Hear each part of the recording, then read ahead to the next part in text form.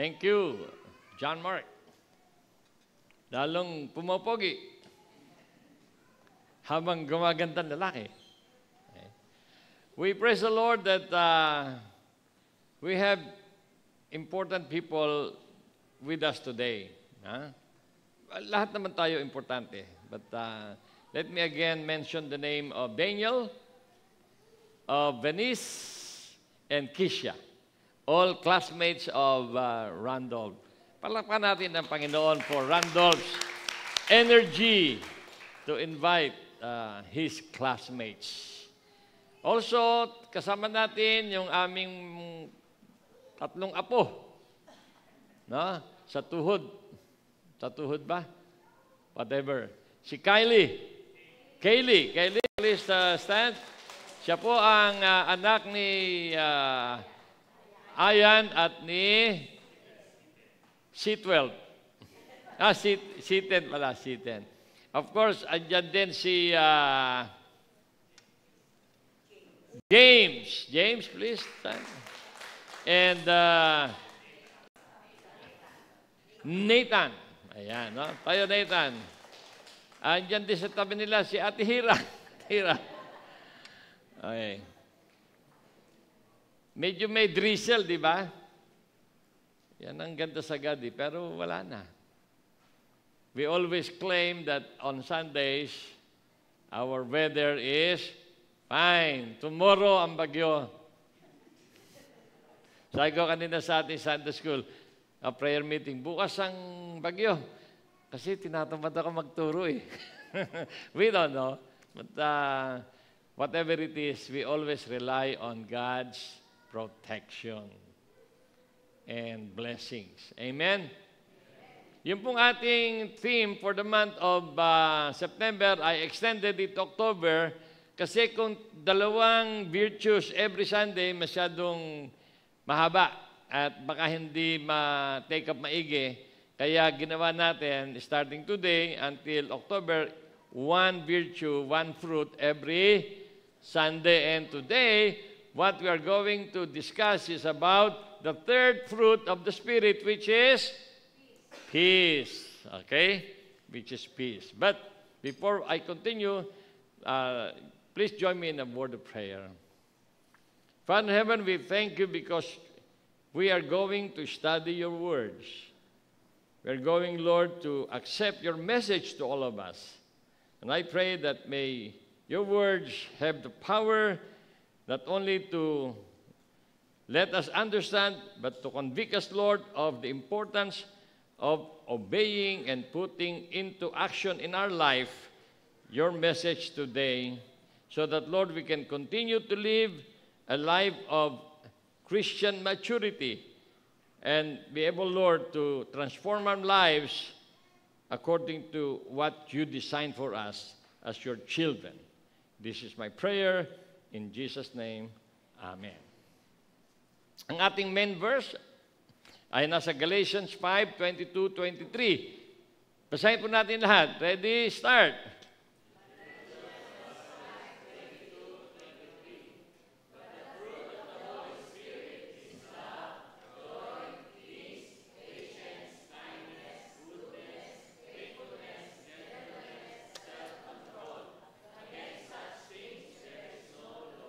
Amen. But how many of you have asked, why did God allow Paul to write the book of Galatians? Merong 5 reasons, but I'll just share to you dalawa para hindi naman masyadong dyan tayo ma-focus at mawalan tayo ng time sa pagtalakay sa third fruit of the Holy Spirit. Una, gusto ni Paul to counter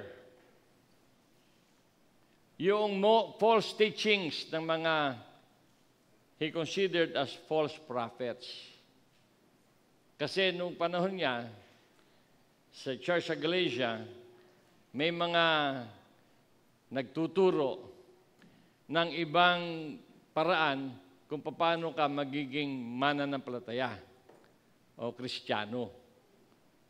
Tinuturo nila na dapat susundin mo rin yung utos sa Old Testament para ikaw ay maging Kristiyano. That's one. Kahit naman sa panahon ngayon, maraming mga ganyan eh. Nagtuturo ng mga bagay na sa tingin mo ay parang totoo, but if you will understand it well, hindi pala. Okay? Pangalawa, para patunayan ni Pablo sa mga taga-Galatia that the only way for one to be made righteous by God is through Jesus Christ alone. Hindi sa ano pa mang mga tradisyon o ibang katuruan, maliban na lamang kay Jesus Christ. And that is what we preach. We preach that the only way for us to be made righteous by God, the only way for us to be considered as children of God is trust in God, accepting Jesus Christ as our Savior and Lord. No other way. Tama ang kinanta natin. Jesus is the only way. Walang iba. Iyon ang gustong ituwid ni Pablo sa isipan ng mga taga-Galatia na marahil nakikita niya na naimpluwensyahan. Okay? 5 yon, pero tama na yung 2. Yung iba, pag-aaral natin sa Sunday School. Amen? Okay. Second, you have to ask yourself, what is the purpose of Paul in writing Galatians 5:22-23? Ano ang gusto ni Pablo na maunawaan natin sa 2 talatang ito? Okay. Kaya ito ay tinatalakay natin at gusto natin laliman ang pangunawa. Number 1, nais ni Pablo, he wants to encourage believers to conform to the image of Christ by cultivating godly character traits like love, joy, peace, patience, kindness, goodness, faithfulness, gentleness, self-control. Against such things, there is no law. Okay? Kasi itong fruit of the Spirit, it is the character of God. It is the character of Jesus na gusto ni Pablo magkaroon tayo as followers of Christ. See? But hindi po yun instant. Sabi ni Billy Graham, it can take a lifetime for a Christian to grow to become a mature Christian. It takes a lifetime. It is not just an event. Pagiging Christian, madali. You know, it will not take you 2 minutes to be a Christian. Because when you understand how it's easy accepting that the Savior you need is Jesus Christ. Recognizing your sinfulness, appreciating the love of God, accepting Jesus as your Savior. It takes a moment to do that. But for you to become mature, it takes a lifetime. Kaya hindi po yan namamadali. Okay. Noong linggo, kinontrast ni Pastor Ribo yung fruit of the flesh and fruit of the Spirit. I'm sure many Christians still have that fruit of the flesh in them. Na ang gusto ni Pablo, maiwaksi. Diba? Parang ganito, yung demonstration ni Pastor Ribo, container na may tubig, lalagyan mo ng bato, madi-displace. Ako naman, pwedeng gatas, isang basong gatas, patakan mo ng tinta.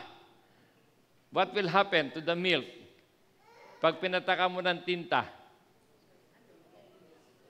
the tinta will penetrate the milk and the milk becomes black. Now, how will you convert the black milk to a new milk? Ano gagawin nyo? Dagdagan ninyo ng milk. Aapo yun, kasamang lumalabas yung maruming gatas. And then, kadadagdag mo ng milk until the end, ang magiging itsura nun ay bagong milk. Walang bahid. It takes time. Itong fruit of the Spirit, which leads to spiritual maturity, developing the character of Christ in us, takes time. Pero hindi pwedeng you simply say it takes time without us doing something about it. May effort. Hindi po yan magic. May effort. Okay?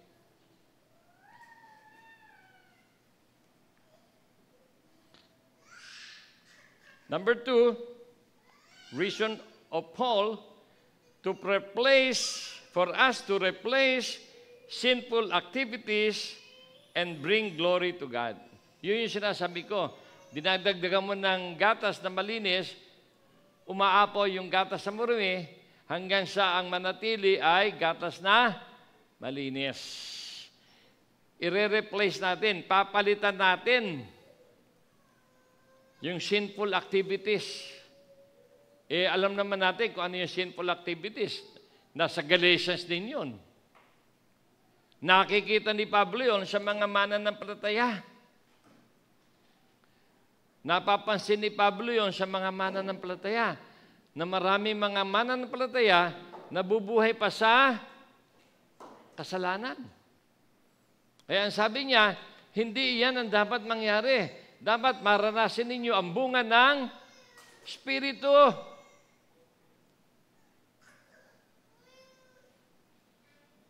It takes time. But you've got to have a strong commitment. Commitment to do away with sinful lifestyle. Sinful activities. Nung Friday, bigayan ng card ng mga estudyante. Kausap ko yung isang parent. Yung anak niya, kambal. Dito nag-aaral. Isang babae at isang lalaki. Ang pangalan ng lalaki ay si Miguel. Yung babae ay si Isabel. Ayan. Sabi niya, Teacher Mando, hanggang kailan kayo magtuturo?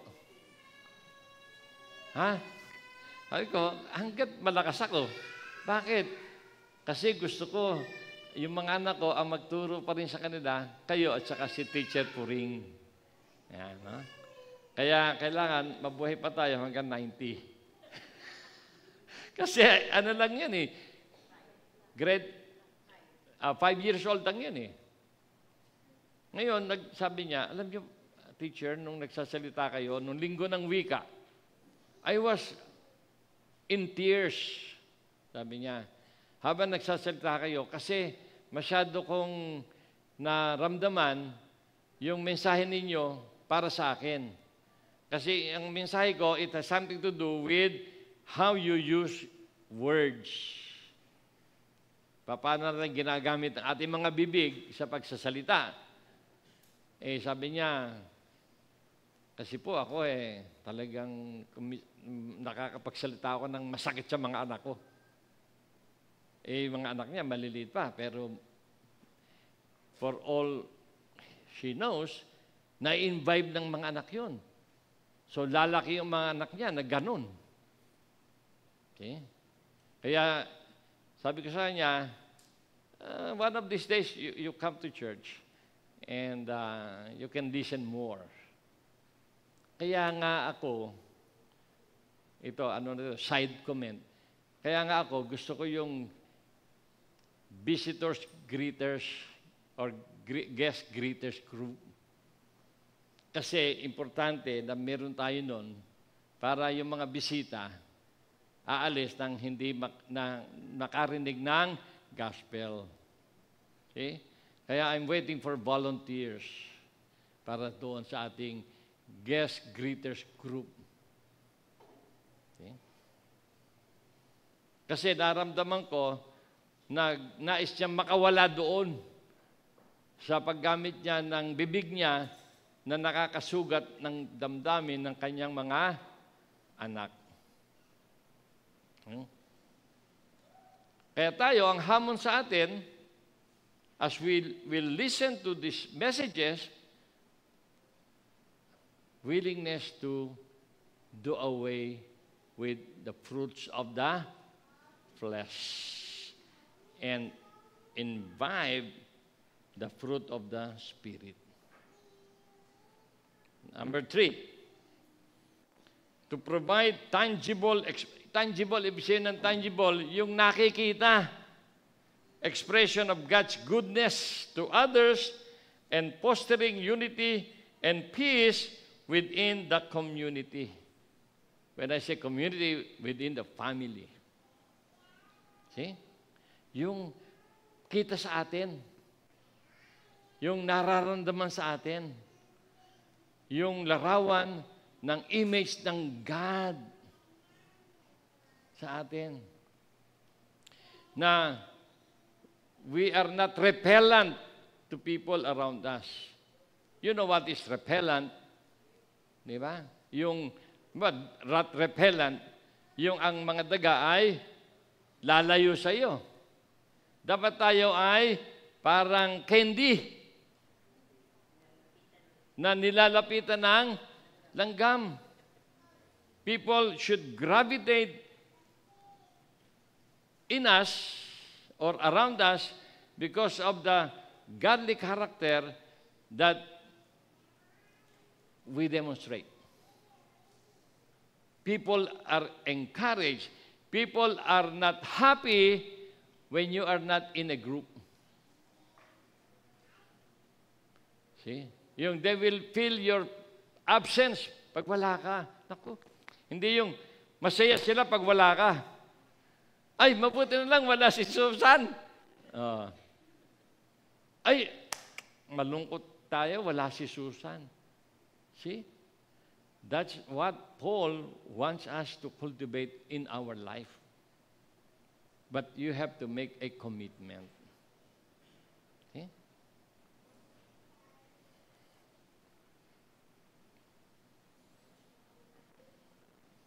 Galatians 5:22 to 23 that emphasizes that these fruits or these characteristics are not produced by human effort, but by the Holy Spirit's work in the lives of the believers. By ourselves, we cannot. It is only through the work of the Holy Spirit where we can achieve and attain the fruit of the Spirit. Ilan ang fruit of the Spirit? Isa. With 9 parts. Sinabi ba, fruits? Fruit. One fruit with 9 parts. Pag inalis mo yung isa, hindi kompleto. Para maging, hindi ko lang ma-drawing yun eh. Isang fruit na mayroong 9 parts na andon. To make it a whole fruit, the 9 must be present. Hindi pwedeng mayroong isa o dalawang wala. Kaya ba yon sa computer? Okay. Parang 1 apple, pagka binawasan mo yan, hindi na yan kompleto. Di ba? So yung fruit of the Spirit, pag inalis mo yung isa, hindi na siya kompleto. Dapat, lahat na yan, parang 10 Commandments. You've got to obey all, see, so that you can tell yourself that you are faithful to the Ten Commandments. We must commit ourselves na yung 9 parts of the Spirit are all present in our life. Hindi pwedeng mamimili tayo.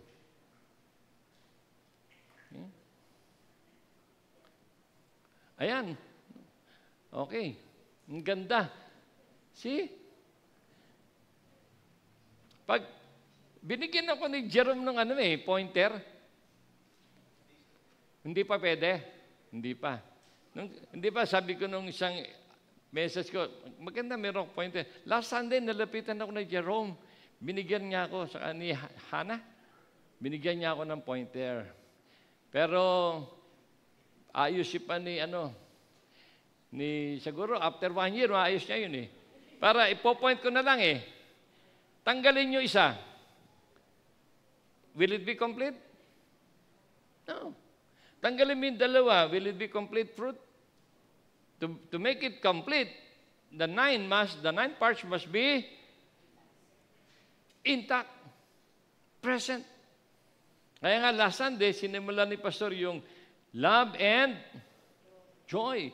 Today, peace. Ano ba sa Tagalog ang peace? Ha? Kapayapaan. Wow. Di ba? Ano ba ibig sabihin ng kapayapaan?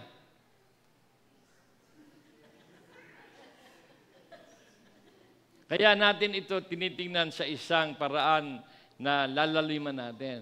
I want to share with you 3 kinds of peace. 3 kinds, hindi naman pieces yun 3 kinds of peace. Marami yan but I'll just share to you 3 kinds of peace. Na itong tatlong to, dapat nasa atin para masabi mo na you have the fruit of the Spirit, which is a part of the fruit of the Spirit, which is peace. Okay? Iniiksian ko na yung aking message. Kumbaga, diretsahan na tayo. Yan, 3 types of peace. Ano yung una? Peace with God. Right relationship with God, providing spiritual security and rest. Before we talk about other kind of peace, we must first look at the peace with God na dapat meron tayo. Romans 5:1, yamang napawalang sala na tayo dahil sa pananalig sa ating Panginoong Hesukristo, sa pamamagitan niya'y meron tayong kapayapaan sa harapan ng Diyos. Meaning, first, magkaroon ka ng tamang relationship with God through Jesus Christ. And the peace of God will be with you. See? Without Jesus Christ, the peace of God will not be with you. So, yan ang una. Kaya dapat alam natin na ikaw ay mananampalataya, na ikaw ay anak ng Diyos, na ikaw ay napawalang sala na sa pamamagitan ng kamatayan ni Kristo at tinanggap mo siya bilang iyong tagapagligtas, then you will have the peace of God. Number 1. Number 1 yan sa atin. Okay? Nagkakaroon tayo ng spiritual security and rest. Payapa ang buhay mo. Okay? Because you know that you have a right relationship with God. Imagine yung isang tatay, isang anak na hindi magkasundo. Okay? Gusto ba ninyo yon? Nanay mo siya, pero hindi kayo magkasundo. Tatay mo siya, hindi kayo magkasundo. Ganon din sa God. God siya, pero hindi tayo magkasundo kasi wala tayo tamang relasyon.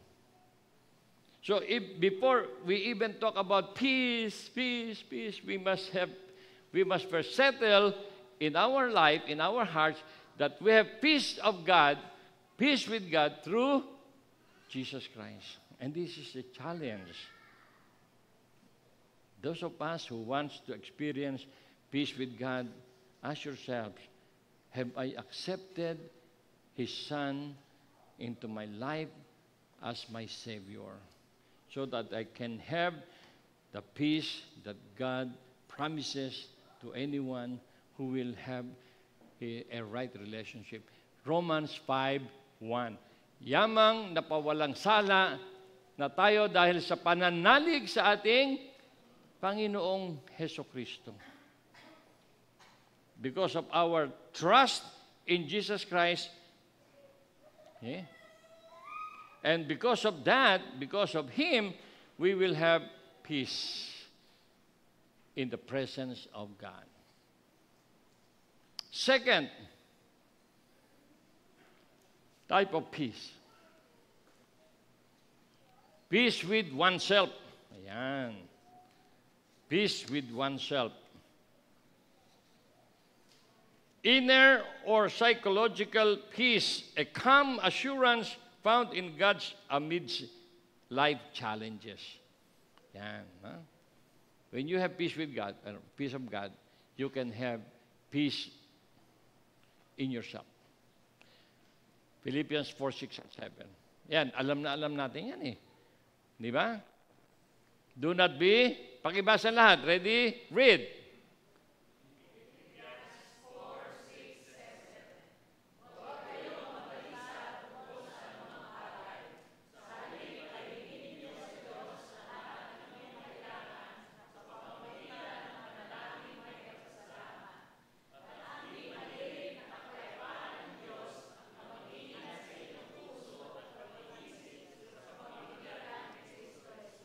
Yan.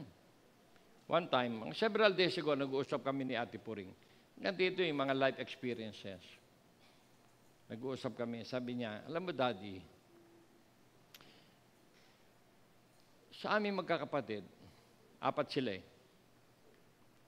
I was thinking na ako yung hindi makaka-adjust sa situation kasi teacher ako eh. Teacher din ako nung araw na yun eh. Pero it never bothered us. We simply did our best to do our teaching ministry. Walang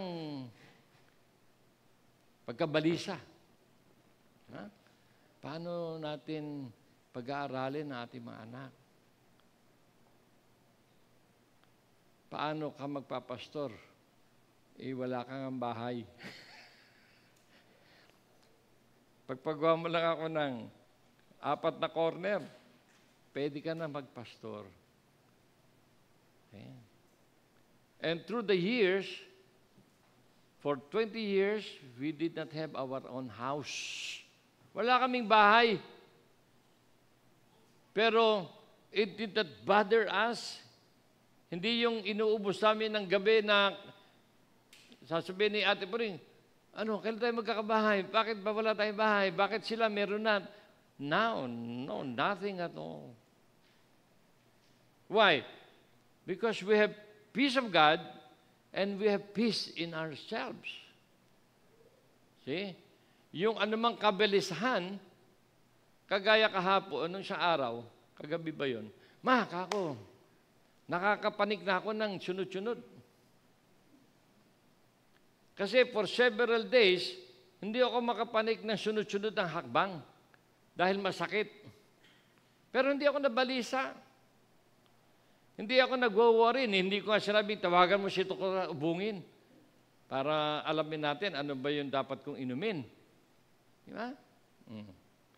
Then kahapon, no?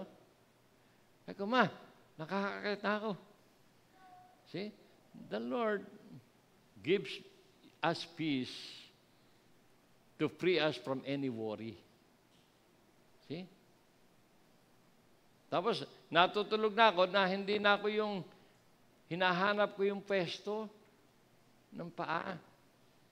Straight na, tulog ko. Ni hindi nga ako humingi ng prayer request. Humingi ba ako ng prayer request? O ng prayer? Ng prayer? I don't know. I can't remember. But I simply trusted God. And God gave me peace. I know what you're going through. You will be able. Sinabi ko nga kay Teacher Pring, meron akong nabasa, napanood. Pwede na pala magpagawa ng escalator sa hagdan. Para uupo ka na lang doon, iakit ka na lang. Hindi na kailangan I'm strong. Di ba? Kagabi, message ko si Presi. Si Ate Presi, she is with us online. Nasa hospital siya. Mahaba nga yung kanyang respond Sabi ko, kumusta ka na? Mahaba yung respond niya. Sabi ko sa kanya, God is good. God is good. Yun, nanonood siya ngayon. Presi, we are praying for you. Sabi ko sa kanya, we have just prayed for you. Dahil nanalangin kami ni Ate Puring, we have just prayed for you. Thank you for your prayer support. And she thanks you, she is thanking you for the prayer that we tell God that she will be okay. Diba? Nababalisa ba kayo? Sino sa inyo ang nababalisa sa anumang bagay? Ang sabi sa Philippians 4:6, hindi naman sinabing hindi kayo magkakaroon Ang sinasabi lang, wag lang kayong mabalisa. Itulog nyo yan, kinabukasan, iba na. Ang problema, kaiisip nyo sa problema, napoproblemahan kayo ng problema na hindi nyo dapat problemahin. Kundi isuko natin sa Diyos. You have the right relationship with God, you have the peace of God, how can you not have peace with your oneself, with yourself? Kaya dapat, pag sa good neighbor, dapat pagpasok niyo sa church, takangiti tayo. Ha? Si baby nga yung bukong-buko niya, hanggang tuhod niya. Pero, nakita niyo ba nakasimangot? Hindi na niya makuha ang sumimangot. Sa sakit. Pero she never miss. Maaga nga siya Maaga pa siya sa inyo Tama? Siguro, pag pinagaling ka ng Diyos, baka hindi ka na magpunta ng church. Minsan ganun. Di ba? Pag wala kang problema, wala ka sa church. Pag wala kang nararamdaman, wala ka sa church. Pag wala kang kailangan, wala ka sa church. Mabuti na yung may kailangan nasa church. Importante po yan. Pangatlo, peace with others. Yan. Involving relational harmony. Meron tayong harmonious relationship. Imagine ninyo kung hindi harmonious ang relationship natin. Meron kaya tayong kapayapaan? Kung ang relationship ni Randolph sa mga klase niya hindi tama, kaya ba niyang imbitahan? Hindi. Baka kaya ayaw niya mag-imbita. Tatanggihan kayo. Built upon the foundation of a right relationship with God. If your relationship with God is right, there is no reason why your relationship with others will not be right. Pagka wala tayong right relationship, smooth interpersonal relationship, you will not have peace. See? You will not have peace. Kahit anong effort ang gawin nyo. Kaya mahalaga na meron tayong pagtatalaga. Lord, help me to put out from myself sinful attitudes and bring to myself the fruit of the Spirit. Kapayapaan. And when you have the three, it will make a lot of difference sa inyo. Yeah. Kami ni Ate Puring, we went through a series of challenges. Hindi ko na kailangan sabihin pa sa inyo, but we went through a lot of difficulties in life. Kanina nga, nasabi ko nga sa Sunday School, I was alone in our sala. Bigla ako naisip, paano si Ate Puring kung wala na ako?